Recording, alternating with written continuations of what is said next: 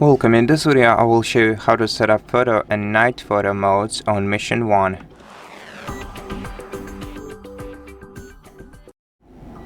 So, to enable the photo mode, let's swipe right and select photo. This will let us capture photos while pressing the capture button. And to adjust the photo mode settings, you have to tap photo. Then select the sub mode, where we have sub modes like single, interval, or burst shot.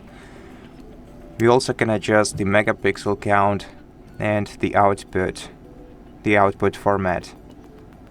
Then in the capture settings we can adjust the zoom, timer, and scheduled capture.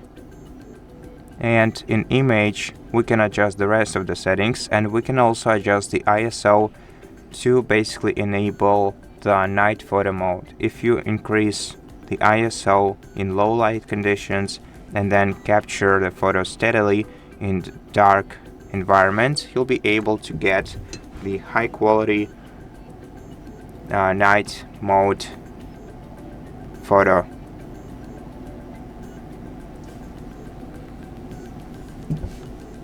Like this, for example.